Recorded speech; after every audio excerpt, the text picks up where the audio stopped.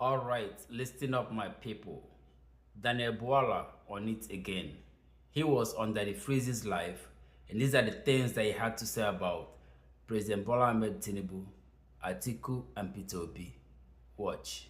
Do you believe that this government understands what the masses are going through? Let me be very honest with you. This government and President Bola Tinubu, the activities that led to the emergence as the president is what has created those bigotry and hatred all over Nigeria. For the first time in our history in 2023, we had major candidates coming from three major ethnic groups in Nigeria. So it polarized the election system. We have not recovered as a country. There are some people, their hatred for this president is not because of what he's doing or what he's not doing. They just hold their opinion, you can't change it. So we know that fact. And we know also the reality of what people are suffering. President gave an order to cut down the cost of government so you can focus on the people. I want to tell you with every degree of conviction, even if today, I am not, even if tomorrow morning I wake up and I'm not with Ashwaju, either sacked or I leave, I still will maintain that now Ashwaju has the best program for Nigeria. Now, those who say that his program are injurious, we have asked them to provide alternative. Let me be honest with you, that the priest, this opposition for the past 2 years have not defined what their objective is and their mission. They have not provided alternative. They said we reformed the energy sector, that there's a better way we could have done that. They have asked them for 2 years now. 2 years, they have not answered. They say we plunge people into poverty because of the cash program we did. We asked them, okay, how could you have, or would you have done? They have not been able to say. Asuwaji Bola Ahmed Tinubu going to the election is the most experienced person in the. Atiku Abubakar is somebody I respected, right? In his campaign during that time, I said he was the best candidate because he had the experience of a vice president. And I said Asuwaju was not better than him because Asuwaju's highest experience was governorship. Now the turn, what is it they say that has flipped? He has the experience of a sitting president. And Atiku doesn't have the experience of a sitting president. Peter Obi doesn't have the experience of even a vice president. His highest experience is that of a governor. So who else again in the sphere? But even look at where they are now. They have not been able to even register members. Let's be honest, there is no opposition going to 2027. They will just look for crises. They will look for all manner of things. They are happy with 1 week of my issue, hoping that with that they are going to serenade themselves with some feeling of lullaby. But they will still wake up after this drama is ended and face one reality. Have they been able to come up with a proper agenda that is better than President Bola Tinubu? So yes, President Bola Tinubu is the best option, not because I'm working for him. Remember, after I visited him in January and close to 1 year before my appointment, I was all over defending his. So morning I am told, leave that seat. I am telling you that the freeze, unless somebody else emerge in our political climate, if it is the same human individual that I know right now, all looking for presidency, there is nobody that is going to be better than Ashwaju Bola Ahmed Tinubu. And I'm being honest. Okay, you mentioned Peter Obi and you said he doesn't have the experience of even a vice president. Does that, can that be counterproductive or counterintuitive for him? Or do you think sometimes fresh ideas may help, in your opinion, as we're Yes. fighting?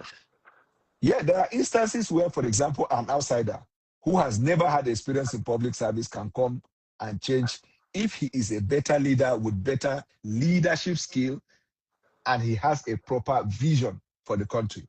Yes, because if you see Donald Trump, when he became president, he was an outsider. Himself didn't even think he was going to win. He wanted to do a campaign, boost popularity, and improve his business.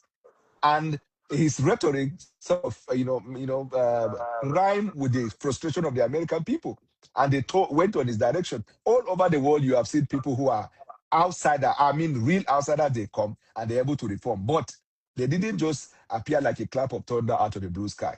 You hear their words, you see their conduct, and you say, this one get vision. Peter Obi does not have that. And let me be honest with you. Peter Obi right now, I'm not being critical. Peter Obi right now cannot boast of two people in his political trajectory that they will say this is Peter Obi's protege. He raised the person. Let us even start from his Anambra. If you look at his campaign, did you see anybody that is part of his political evolution around him? So he doesn't even have what we call interpersonal human relations to be able to say you will gather people and then put them for division. Now, even division, what has he been talking about in 2023? He was just calling Malaysia. He has appeared on platforms where he was asking questions. In fact, they are his obedient people. They are criticizing me for appearing before the best debater in Nigeria. Peter Obi appeared before Zenasha, my sister Zenasha, in CNN.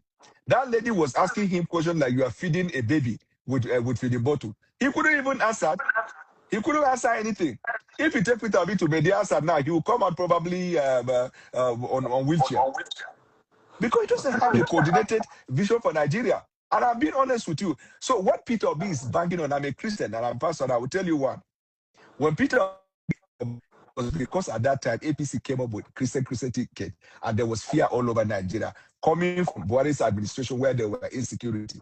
So people felt Muslim ticket was going to be a problem for the Christians. So the sentiment of the Christian community was what he fed on. He was going to the program of Pastor Poju Oyemade. He went to my church winners. He was going all over the place, whipping religious sentiment. That was what gave him the numbers in 2023. I tell you that the priest, with the greatest respect, those pastors that supported him, I know a couple of bishops that told me that they are not with him. He doesn't have a clear path and doesn't have a vision. Then in terms of the quality of what you want to produce for Nigeria, when Peter Obi goes to any place to do a borehole, what kind of borehole? Caveman Days borehole. When Peter, go to his organization and see the people he has recruited as staff. Is he paying them? You are as far as your vision can go. So you even if you are an outsider, you have never been a vice president. At least we should be able to see leadership, skill, quality, and clear vision. When you are saying this is what I will do, they ask him what will you do dealing with insecurity.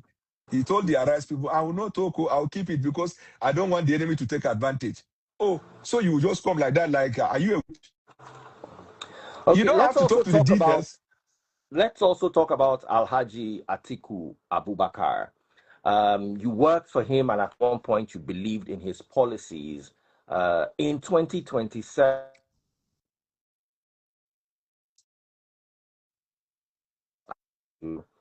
and what do you think Ashiwaju's strong points are over Alhaji Atiku Abubakar? So in 2023, when I campaigned for Atiku, I was of the opinion that Atiku, as someone from the private sector, was more better suited to galvanize the private sector to push Nigeria. Because when he was under Obasanjo, the little time he was given that opportunity, he was able to put the private sector together.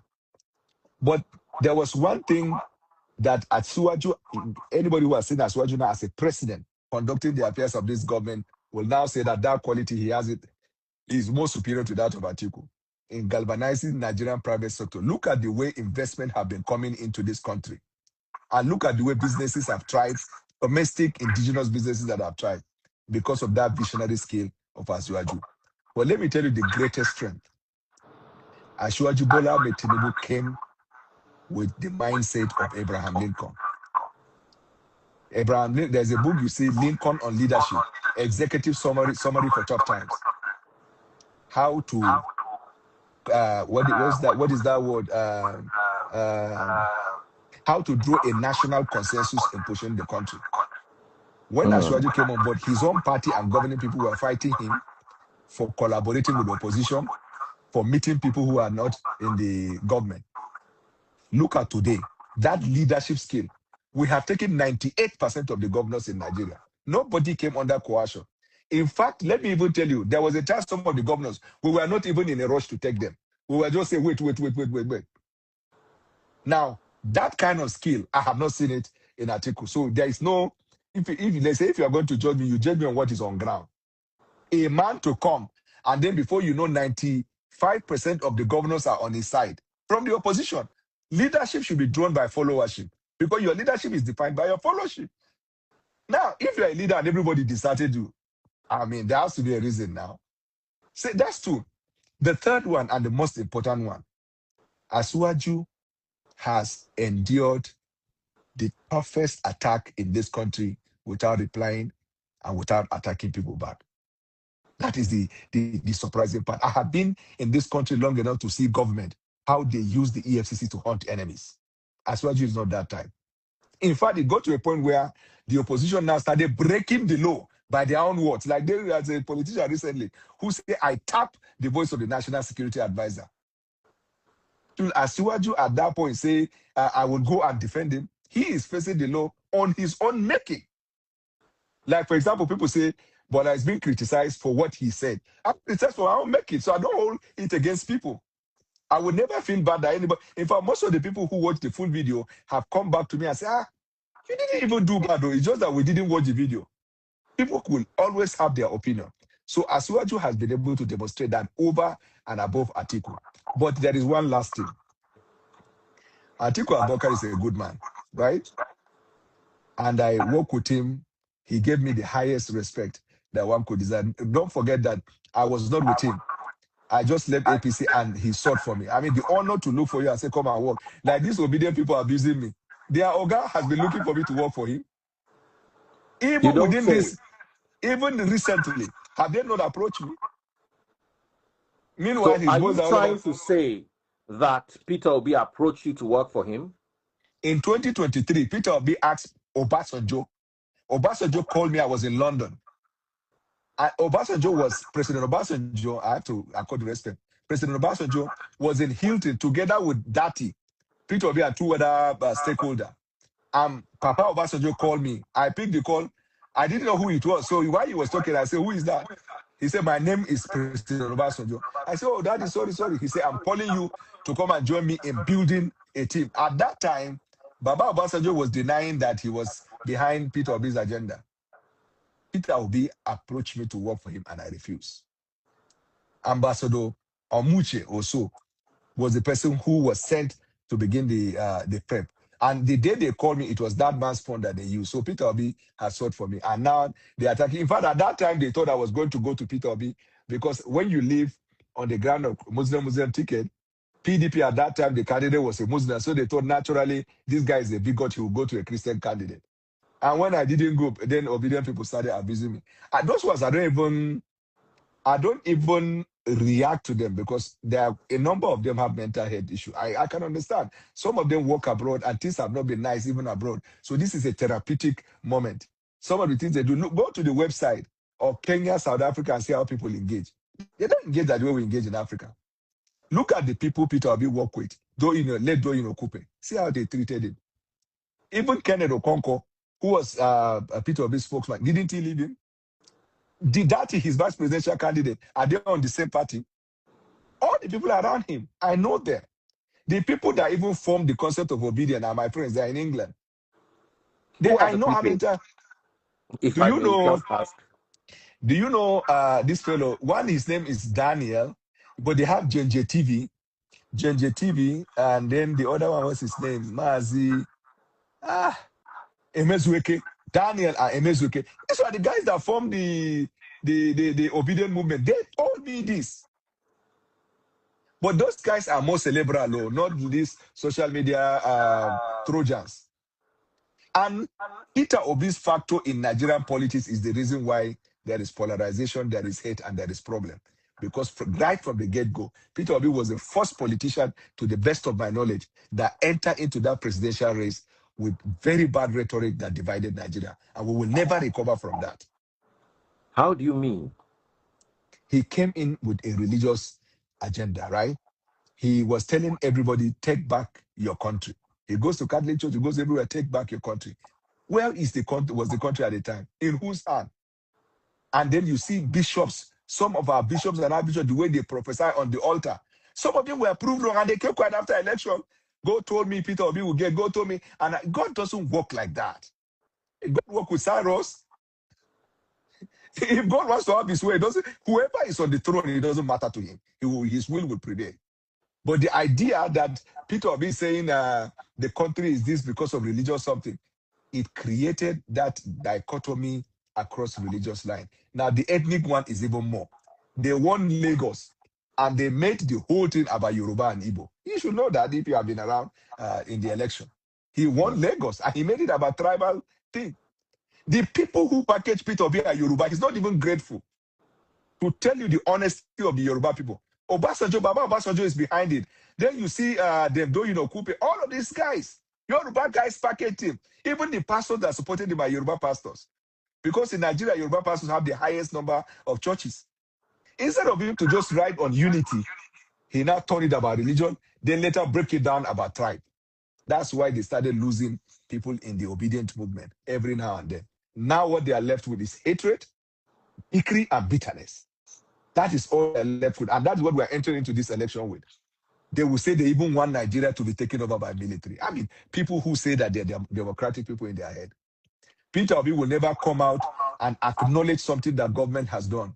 He will rather want to feed off of the negative narrative. He leaves Nigeria, he demarcates Nigeria. He comes to Nigeria, he works like that. It's bad. I would rather take bullets for my country outside than for me to give up my country because I'm trying to please the white man. Because after all is said and done, this is the only country that we have. You see, you have watched it. Personally, what I have to say is that when you are in an opposition, you need to speak with empirical fact, because certain things that you say may come back and haunt you. And I hope this that Bwala just said will not come back and hurt him like what he said in the past did to him last week. Let me know what you think in the comment section about this video, and please do not forget to share.